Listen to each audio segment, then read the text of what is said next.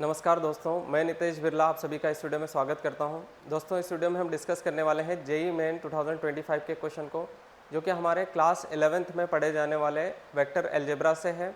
तो आइए पहले क्वेश्चन को पढ़ते हैं और उसको हल करने का प्रयास करते हैं। क्वेश्चन दिया हुआ है, the torque due to the force 2ik plus jk plus 2kk about the origin acting on a particle whose position vector is ik plus jk plus kk would be।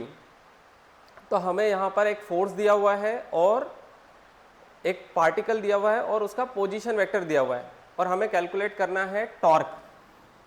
तो आपको सिंपली इतना पता होना चाहिए कि जो टॉर्क होता है वो फोर्स और पोजीशन वेक्टर पर कैसे डिपेंड करता है। ठीक है, इसके लिए सिंपल सा एक रिलेशन है कि टॉर्क जो होता है वो पोजीशन वेक्टर और फोर्स वेक्टर इन दोनों के क्रॉस प्रोडक्ट के बराबर होता है। तो हमें पोजीशन वेक्टर दे रखा है ये वाला, तो ये हमारा पोजीशन वेक्टर हो गया, जो कि हमें गिवन है i cap plus j cap plus k cap, और हमें फोर्स वेक्टर दे रखा है 2i cap plus j cap plus 2k cap, और हमें इन दोनों का क्रॉस प्रोडक्ट निकालना है। तो क्रॉस प्रोडक्ट निकालने के लिए हम एक डिटर्मिनेंट बनाते हैं। उस डिटर्मिनेंट में पहले हम फर्स्ट रो में लिखते हैं आई केप, जे केप और के केप। सेकेंड रो में हम लिखेंगे आर वेक्टर के कोएफिशिएंट्स। तो यहाँ पर आई का जो कोएफिशिएंट है, तो आई का कोएफिशिएंट है 1, जे का कोएफिशिएंट भी 1 है और के का कोएफिशिएंट भी 1 है। वैसे ही सेकेंड वेक्टर, इसमें है आई का कोएफिशिएंट 2, जे का कोएफिशिएंट है 1 और के का कोएफिशिएंट है 2।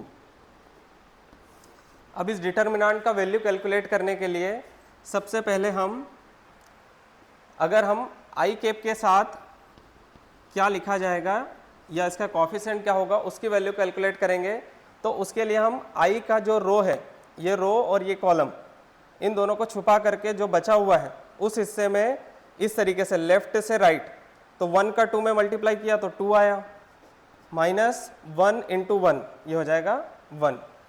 फिर जब जे के लिए हम ऐसे निकालने के लिए कोशिश करेंगे तो यहाँ पर हमने पॉजिटिव लिया था, यहाँ पर हम नेगेटिव लेंगे। सेकेंड जे के टाइम पर हमें ध्यान रखना है कि हम नेगेटिव में लेंगे। तो जे के लिए ये ऊपर का रो और बीच का कॉलम छुपाने के बाद जो नंबर बचे 1 और 2, लेफ्ट से राइट मल्टीप्लाई करना है तो 1 इंटू 2 2 हो जाएगा, माइनस 2 इंटू 1 2। ऐसे ही के लिए वापस से प्लस के और इसके कोएफिशिएंट के लिए हमने के कॉलम को छुपाया और रो को छुपाया, तो यहाँ पर बचेगा 1 इंटू 1 1 माइनस 2 इंटू 1 2।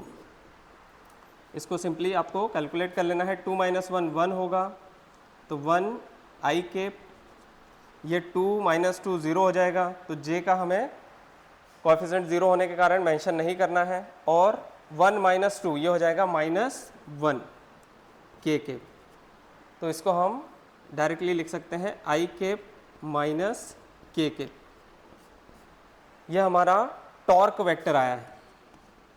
तो हमें यही टॉर्क वेक्टर कैलकुलेट करना था, टॉर्क की वैल्यू कैलकुलेट करना था, जो कि आई है हमारे ऑप्शन 3 के बराबर। तो हमारा करेक्ट ऑप्शन हो जाएगा ऑप्शन नंबर 3।